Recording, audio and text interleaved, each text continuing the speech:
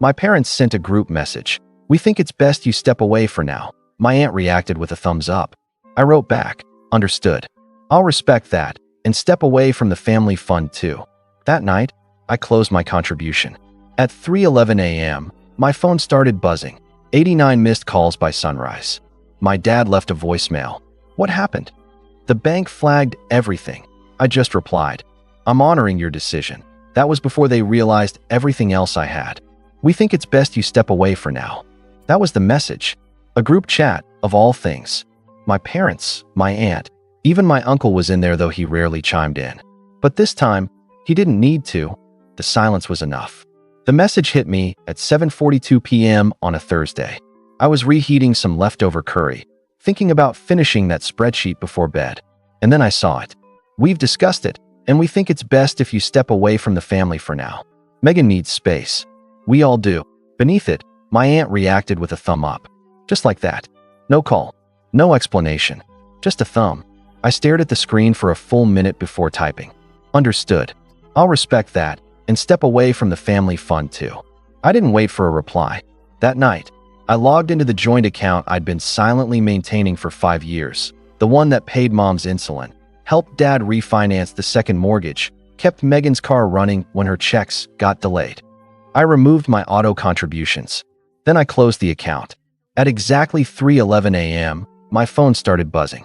It buzzed and buzzed and buzzed. By sunrise, 89 missed calls. The last voicemail was from my dad. His voice was shaky, angry, scared. What happened? The bank flagged everything. Are you okay? Why would you? I replied to his message with one sentence. I'm honoring your decision. That was before they realized just how much I had quietly managed. To really understand why that message hit like a betrayal, you'd have to go back 5 years, back to Megan's second hospitalization, and Dad called me crying in a Walgreens parking lot. She's not going to make it, son, he said. They won't admit her without insurance. We're tapped out. That night, I emptied my savings and paid for the rehab out of pocket. Megan seemed stable for a while. Everyone called it a miracle. But what they never said out loud, not even once, was that I'd made it possible. No one offered to reimburse me. No one even asked how I was doing. But it didn't stop there. When Mom got diagnosed with diabetes, I started covering her medication. Dad's hours were getting cut at the warehouse. Megan was in and out of stability, and every time she crashed, they came to me. Quietly, desperately. At first, it was little things, $300 here, a loan just for this month. Then they asked if I could help set something up, something permanent, a sort of family emergency pool. I was 27, single, working 80-hour weeks in finance. It made sense, I told myself. I could afford it. So I did. I set up the family fund in my name. I routed payments, Mom's prescriptions, Megan's therapy copays, even the phone bill when they fell behind. They gave me access to everything, passwords, account numbers, balances. Not because they trusted me, but because they didn't want to deal with it. They called me the responsible one. They meant the convenient one. My life turned into a ledger of quiet sacrifices. Meanwhile, Megan spiraled again and again. She got a DUI in 2020, and I paid for the lawyer. She moved in with some guy named Tyler who definitely wasn't abusive. And when she left him in the middle of the night, I was the one who Venmo'd her enough for a hotel and groceries. I never saw a dime back. They never asked where the money came from. They never saw the line-by-line spreadsheet I kept to stay afloat myself. They never noticed that I downgraded my apartment, skipped vacations, ate oatmeal for dinner more nights than I'd admit. Because I was supposed to. I was the financial firewall between them and collapse. And for a while, I was okay with that. Until the Christmas incident. It was 2 years ago. Megan threw a fit because I said I couldn't buy her new tires, not after I just paid her rent. She told my parents I was making her feel judged. That night, I got a message from Dad. Just try to be a little more understanding, son. She's in recovery. You don't know how hard that is. And I snapped. Not publicly, not explosively, but something in me cracked like ice under pressure. I didn't reply. Instead, I did something different. I started documenting everything. Every dollar sent, every invoice paid, every excuse they made. I created backups, emailed myself statements, collected screenshots. Not to hold it over them. Not yet, but to remind myself that it was real. That I wasn't imagining the drain, the pattern, the constant pulling without giving. Then last month, it came to a head. Megan texted the family group.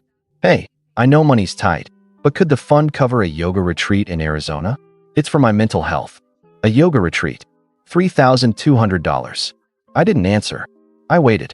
I wanted to see what they'd say. And my dad, the same man I pulled out of overdraft twice last year, replied, "Sounds like something you really need. Let's see what we can do." Mom chimed in with a heart emoji. That's when I realized they weren't just using me. They expected me to be used. They thought the fund was theirs, that I was some kind of silent donor. The gratitude had evaporated years ago, and in its place was entitlement. But the kicker, the grenade in the room, came just 2 nights before the message. We were on a family call, a monthly check-in that usually turned into a therapy session for Megan, with me as the invisible ATM in the background. I tried to talk about my promotion. I'd been made a director at the firm. Huge raise. Massive responsibility. Dad interrupted me mid-sentence. "Sorry, can we circle back to Megan's housing? She's not feeling safe in her current unit. They wanted to move her into a better area. With my help, obviously." I didn't agree. I didn't fight. I just said calmly, "Maybe it's time someone else stepped up." Silence. Cold. Stony. Offended. And then came that message, 2 days later. "We think it's best if you step away for now." The thumbs up from Aunt Carol felt like a knife. They thought they were cutting me off. They didn't realize they were severing the cord to the only thing keeping their financial lives stitched together. I had been the quiet current beneath their lives. The moment I stopped, their lights went out. It took exactly 36 hours for the fallout to begin. First came the overdraft notices. Then Mom's pharmacy called me. Then Megan, the one who wanted space, left a voicemail that started in a whisper and ended in screaming. "Why would you do this? You knew I needed that payment." By Sunday morning, the texts were relentless. Dad sent a barrage of voice notes like a man unraveling in real time. They exiled me from the family chat as if I didn't belong. The mortgage bounced. "I thought you handled the insurance. The car's uninsured now." "What did you do to the utilities account?" "The bank locked our checking. Said there were multiple red flags. You need to fix this." Fix this. As if I had broken something. As if I hadn't just stepped back like they asked. The real problem wasn't that I stopped helping. It was that they never realized how much I was holding everything together. And then came the family Zoom call. My cousin Emily set it up, pretending it was just to talk. But the second I joined, I saw their faces. Lined up in neat little rectangles like a jury. Mom's lips were pressed so tight they looked bloodless. Dad was pacing. Megan had tears streaming down her cheeks. It looked rehearsed. Aunt Carol sat smugly in a scarf and pearls like we were in family court. "Why did you do this to us?" Megan started, voice quivering. "You just abandoned us." "After everything I've done," I said. "You mean after I paid your rent, funded your rehab, and got mocked for saying no to your yoga retreat?" "That's not fair," she began. "Fair?" I snapped. "You want fair? How about this? For 5 years I've covered your financial trail like a forensic janitor. I've cleaned up your messes, paid your overdrafts, bailed you out while you posted inspirational quotes about healing and alignment. And the moment I hesitate, you exile me from the family chat like I was disposable." Mom finally spoke. "It wasn't exile. We were giving you space too." "No, you weren't," I cut in. "You were siding with Megan. Again, like you always do. You just found a polite way to tell me to disappear. So I did." Dad folded his arms. "You didn't have to cancel the fund." "I didn't cancel it," I said. "I closed it. In my name. Funded with my money. Managed by me. That family fund was never a trust. It was a leash." His face turned red. "We trusted you." "No," I said. "You used me." Then I opened the folder beside me and clicked share screen. A spreadsheet appeared. Rows and rows of payments, dates, amounts. Every dollar tracked. Rent, medical, utilities, repairs, Megan's retreat that I almost paid, the overdrafts I fixed, the emergency dental for Aunt Carol, even the Uber receipts from the time I paid for Mom to get to the hospital at 2 a.m. during a panic attack. "Wow," whispered Emily. "Who even keeps all this?" Carol sneered. "Someone who knew one day you'd gaslight him into thinking he made it all up," I said, eyes never leaving the screen. Then I clicked to the final tab. It showed a running total. $87,421.13. Dead silence. Dad stepped back from the camera like he'd been slapped. "You've been keeping tabs on us," Mom said, horrified. "No," I said. "I've been surviving you." Megan lunged at the screen like a child having a tantrum. "You're just bitter. You've always been bitter because no one gives you a gold star for being the good son. You want applause for acting like an adult." "No," I said calmly. "I just want boundaries. And I'm done being your financial safety net." "That's rich," Carol muttered. "You think money is the only thing that matters." "No," I said, "but it was the only thing you ever came to me for." Then I closed the spreadsheet, stared into the camera, and delivered the final blow. "I've already contacted the bank. All joint authorizations removed. My name is no longer on anything related to your accounts. The credit cards? Closed. The shared utility autopays? Canceled. The insurance premiums? You'll need to re-enroll yourselves. You wanted me to step away? This is what that looks like." Mom gasped. Dad's face turned pale. Megan looked like she'd been shot. Emily leaned back in awe. "But I wasn't done. I also spoke to a lawyer," I added. "You'll be receiving documents in the next few days. I'm dissolving any legal ties between me and the family trust that was never formalized, just in case someone tries to dip into my credit or open anything in my name again." "You're overreacting," Megan shrieked. "You're cutting us off." "I'm protecting myself," I said. "From now on, I'm not your plan B, not your fallback, not your free ride." Dad looked broken, but said nothing. Mom was quietly sobbing now. Megan stood up and walked off screen, slamming something in the background. Carol reached forward and ended the call without a word. And I sat back, heart pounding, hands trembling.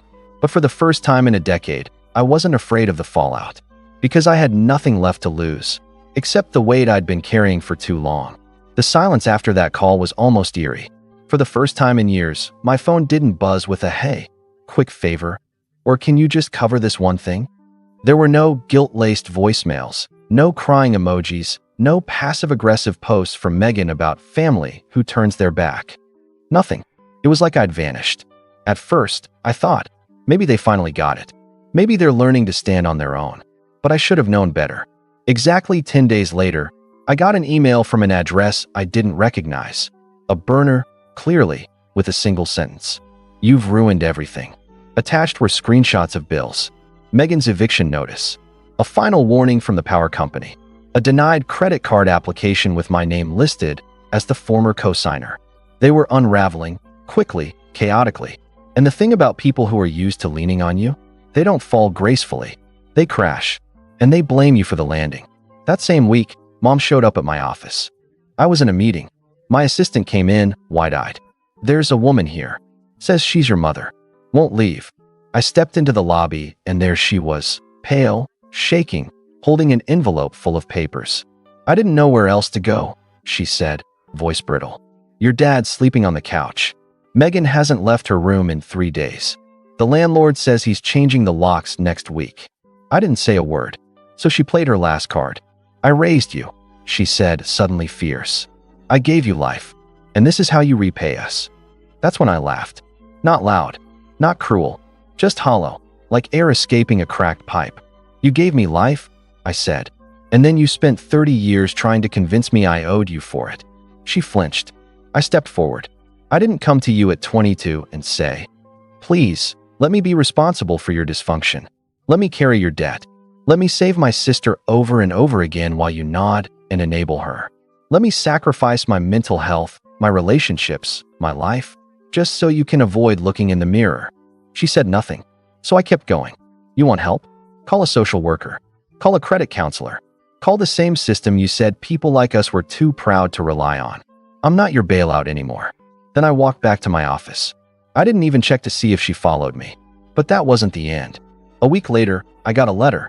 Not an email, an actual letter. From the bank. The envelope was thick. The kind of thick that means trouble. Inside, a flagged investigation summary. Apparently, someone had tried to open a business loan using my name, my SSN, and the tax ID number linked to the family fund. Only reason it didn't go through? I'd closed the account days earlier, and it triggered a fraud alert. The loan? $80,000. The business name? Megan Grace Recovery Services, LLC. I froze. That was not a real company. There was no LLC, no tax record, no license. But the paperwork was submitted, complete with a forged signature that matched mine. I called the bank. The fraud department rep pulled up the full packet, and when she read the co-signers, Dad and Mom, I sat there in stunned silence as she said, "Sir, it appears someone close to you tried to pose as your authorized financial partner. If you hadn't closed that fund, this might have gone through undetected. They hadn't just used me. They tried to shift responsibility onto me. Quietly, tie my name to a loan I wasn't part of. And that's when everything sharpened.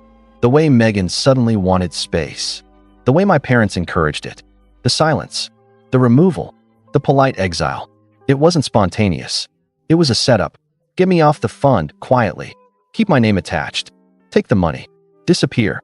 Let the bank come after me when things collapsed. They didn't just want my help. They wanted to keep me responsible, without asking. And when that didn't work, I became the villain in a story they'd written to cover their own failed heist. I spent the weekend filing reports. Bank, police, IRS. I submitted the forged documents. I wrote affidavits. I even handed over old texts that showed Megan asking about starting a nonprofit in my name.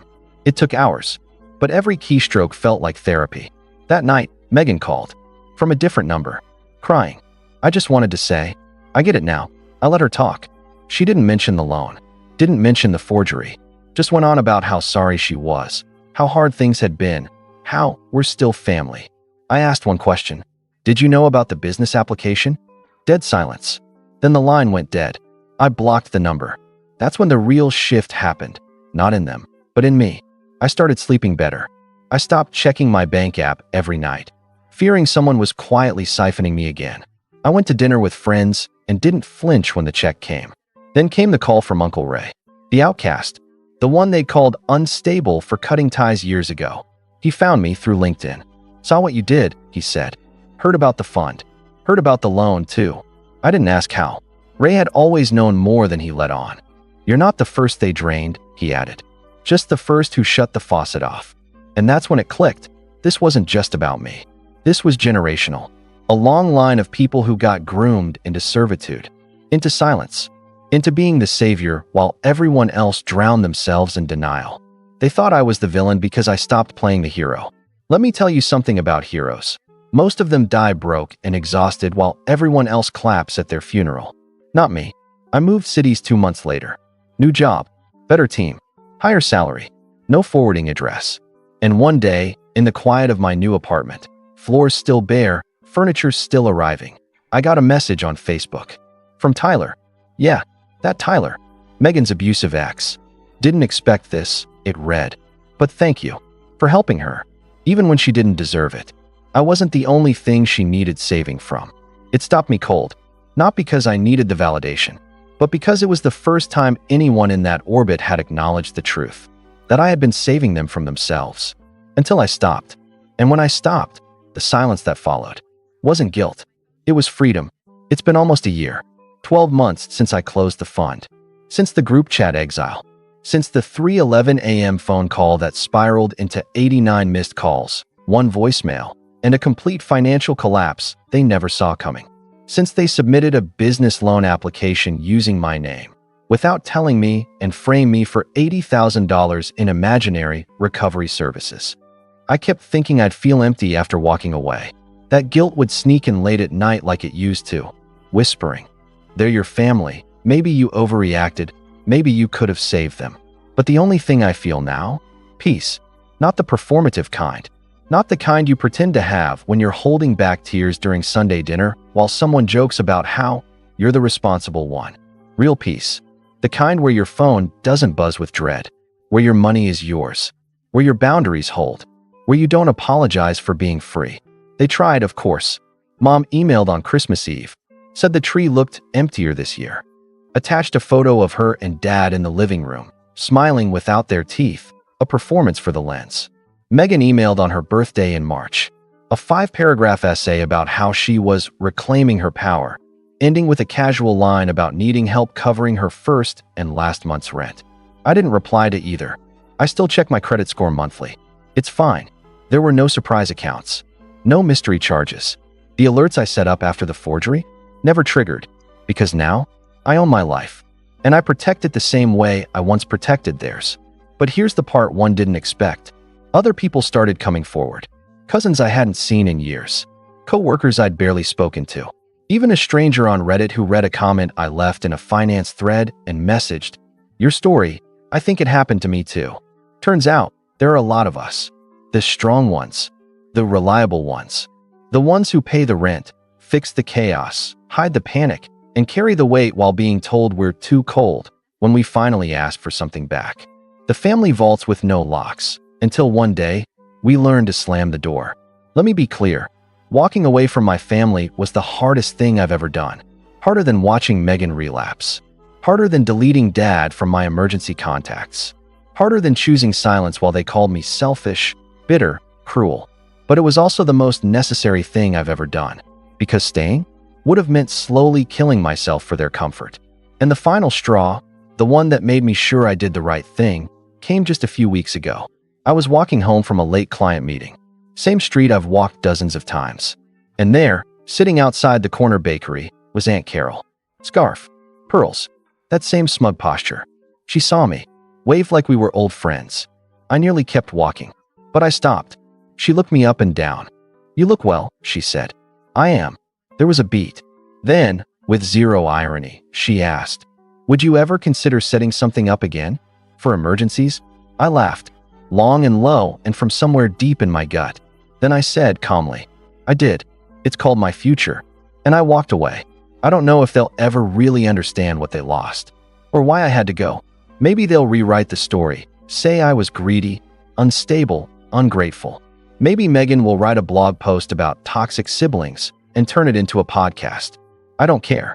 Because the truth is simple. I'm not the villain in their story. I'm the one who finally escaped it. And in doing so, I gave myself the one thing they never could: freedom without conditions.